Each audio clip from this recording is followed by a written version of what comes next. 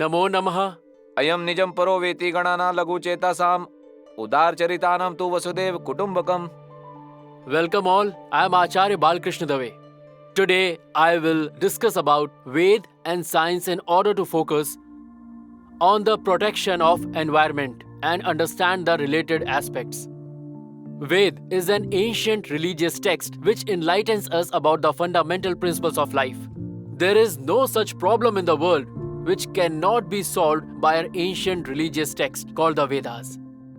The entire globe is facing the same problem, which is critical in nature, related to water, land, fire, mountains, minerals, etc. And the biggest cause of the same is the pollution of our environment. So let us discuss the possible solutions and our role to make it happen through the meaning of the mantras, as we are to be blamed for the destruction of the environment. In Vedas, earth, air, fire, mother nature, minerals, outer space, sky need to be nurtured according to our ancient text. And we should strongly follow that. They have emphasized on it. In fact, they have also to be worshipped. But there have been so many environmental changes that today we are witnessing and also facing the consequences due to water pollution like that of air pollution, and none of us can run away from these problems even if we want to. It's not in our hands. So let us discuss the first problem, water. Water is an important element of life, and that is why the importance of preservation of water, which is essential for life, has been strongly emphasized through several mantras mentioned in our ancient Vedas. The mantras in Rig Vedas mention that Apsuhantaham amrutam apsuha bhejaham.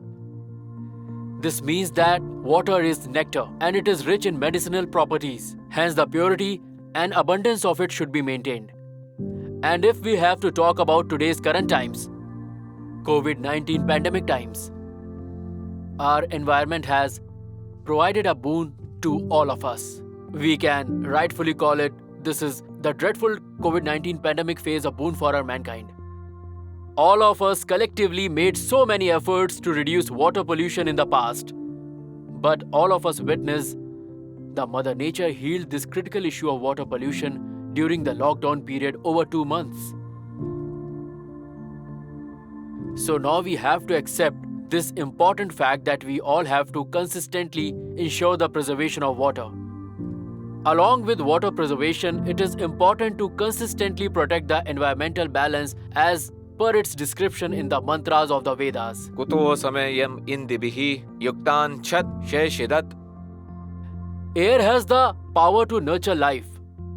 That's why it is of prime importance to always maintain the purity of air in order to protect Mother Nature. The Vedas talk about the importance of air in life, as it is essential for the growth of living beings, as per the mantras mentioned. There is a saying, when there is air, there is life. But if air becomes poisonous, then how can we all protect the living beings around? Actually, the presence of air is the prime element of Earth's atmosphere. But is it free from pollution? Where is the atmosphere-free pollution today? The meaning of pollution-free atmosphere means the availability of essential gases in the required balance. The Vedas mention about the worship of trees and plants. Today, when we worship the trees, many questions are raised out of curiosity by many. And today, so many trees are cut in huge numbers that it led to the increase of carbon dioxide, leading to environmental pollution. So this led to the continuous and abnormal increase in temperature over a period of time. Our religious texts even talk about the importance of trees, which is Ke dasakupa sama vapi dasavapi samoha rudraha dasarudra samoha putraho dasaputra samoha dhumaha. This shloka of Matsya Puran mentions the importance of this element. According to the shloks, it is said that the blessing received by a person from digging 10 wells is equivalent to the received from creating 10 puddles. Similarly, the blessing received by a person from creating 10 puddles is equivalent to that receiving from creating 1 pond. And the blessing received by a person creating 10 ponds which is beneficial for many around, is equivalent to dedicating a son for overall development of the community. And in the similar way, the blessing received by a person from dedicating 10 sons for community development is equivalent to planting and nurturing one tree. So now, my dear friends, we all know that trees and plants are so important to our life. Our Vedas and even our Purans have strongly emphasized about Mother Nature. Even our Bhagavad Gita has elaborated on the importance of trees and plants. So in a nutshell, all our religious texts have described the importance of Mother Nature. In fact, she has to be worshipped. She has been praised for her role. In actual sense, in order to preserve Mother Nature in the ideal way, it is also important to preserve water, air, earth, fire, etc. also have to be equally preserved. Rig Vedas refer to fire as father, as he is the protector of the family. अग्ने सून पुनवे पिता जीवनः स्वस्थहि हे आ सचिते शव.